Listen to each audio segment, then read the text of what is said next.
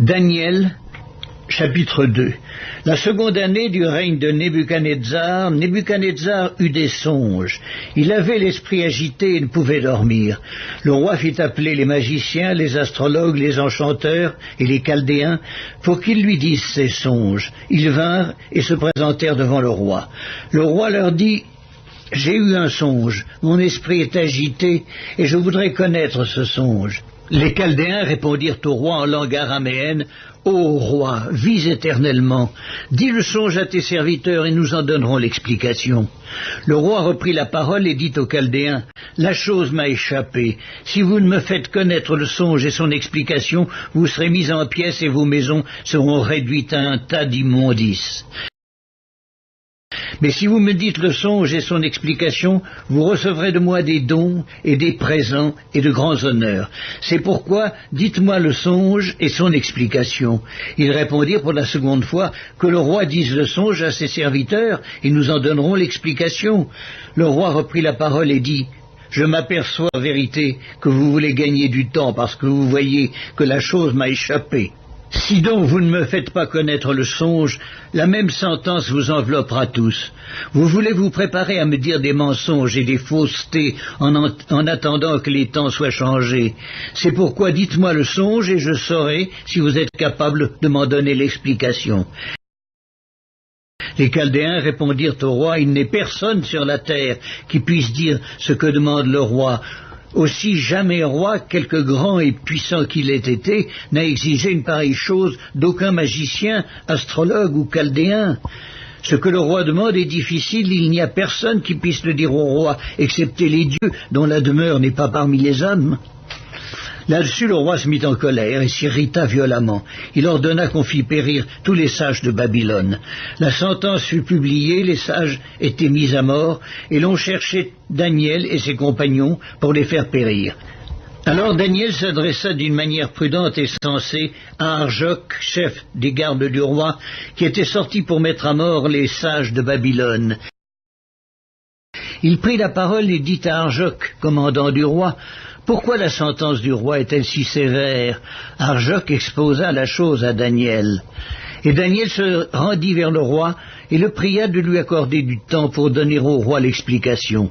Ensuite, Daniel alla dans sa maison et il instruisit de cette affaire Anania, Miscaël et Azaria, ses compagnons, les engageant à implorer la miséricorde du Dieu des cieux, afin qu'on ne fît pas périr Daniel et ses compagnons avec le reste des sages de Babylone.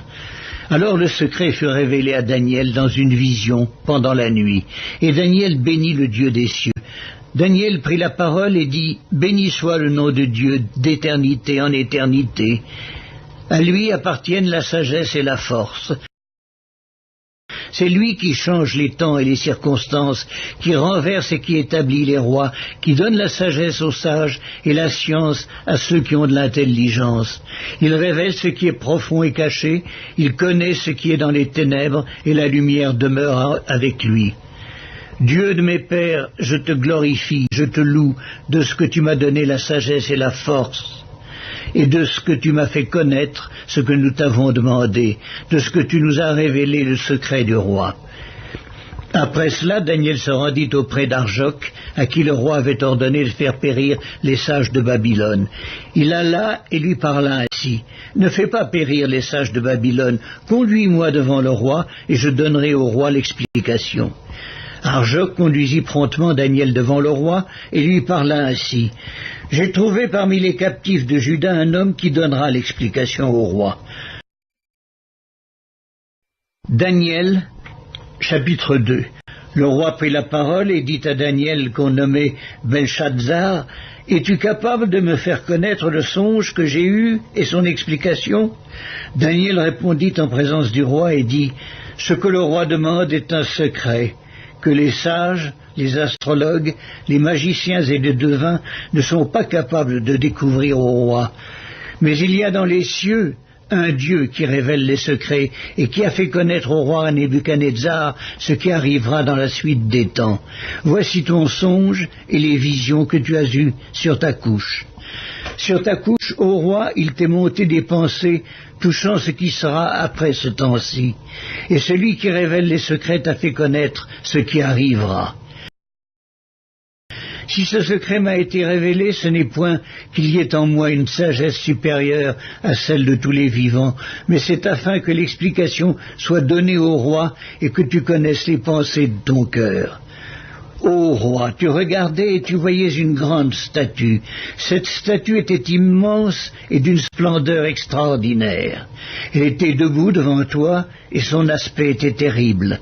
La tête de cette statue était d'or pur. Sa poitrine et ses bras étaient d'argent, son ventre et ses cuisses étaient d'airain. Ses jambes de fer, ses pieds en partie de fer et en partie d'argile. Tu regardais lorsqu'une pierre se détacha sans le secours d'aucune main, frappa les pieds de fer et d'argile de la statue et les mit en pièces. Alors le fer, l'argile, l'airain, l'argent et l'or furent brisés ensemble et devinrent comme la balle qui s'échappe du nerf en été. Le vent les emporta et nulle trace n'en fut retrouvée. Mais la pierre qui avait frappé la statue devint une grande montagne et remplit toute la terre. Voilà le songe. Nous en donnerons l'explication devant le roi. Ô roi, tu es le roi des rois, car le Dieu des cieux t'a donné l'empire, la puissance, la force et la gloire. Il a remis entre tes mains en quelques lieux qu'ils habitent les enfants des hommes, les bêtes des champs et les oiseaux du ciel, et il t'a fait dominer sur eux tous. C'est toi qui es la tête d'or. Après toi, il s'élèvera un autre royaume, moindre que le tien, puis un troisième royaume qui sera d'airain et qui dominera sur toute la terre. Il y aura un quatrième royaume, fort comme du fer. De même que le fer brise et rompt tout, il brisera et rompra tout, comme le fer qui met tout en pièces. Et comme tu as vu les pieds et les orteils en partie d'argile, de potier et en partie de fer, ce royaume sera divisé. Mais il y aura en lui quelque chose de la force du fer, parce que tu as vu le fer mêlé avec l'argile. Et comme les doigts des pieds étaient en partie de fer et en partie d'argile, ce royaume sera en partie fort et en partie fragile. Tu as vu le fer mêlé avec l'argile, parce qu'ils se mêleront par des alliances humaines. Mais ils ne seront point unis l'un à l'autre, de même que le fer ne s'allie point avec l'argile. Dans le temps de ces rois, le Dieu des cieux suscitera un royaume qui ne sera jamais détruit et qui ne passera point sous la domination d'un autre peuple. Il brisera et anéantira tous ces royaumes-là, et lui-même subsistera éternellement. C'est ce qu'indique la pierre que tu as vue se détacher de la montagne, sans le secours d'aucune main, et qui a brisé le fer, l'airain, l'argile, l'argent et l'or. Le grand Dieu a fait connaître au roi ce qui doit arriver après cela. Le songe est véritable et son explication est certaine. Alors le roi Nebuchadnezzar tomba sur sa face et se prosterna devant Daniel, et il ordonna qu'on lui offrît des sacrifices et des parfums. Le roi adressa la parole à Daniel et dit: En vérité, votre Dieu est le Dieu des dieux et le Seigneur des rois, et il révèle les secrets, puisque tu as pu découvrir ce secret. Ensuite le roi éleva Daniel et lui fit de nombreux et riches présents. Il lui donna le commandement de toute la province de Babylone et l'établit chef suprême de tous les sages de Babylone. Daniel pria le roi de remettre l'intendance de la province de Babylone à Shadrach, Meshach et Abednego, et Daniel était à la cour du roi.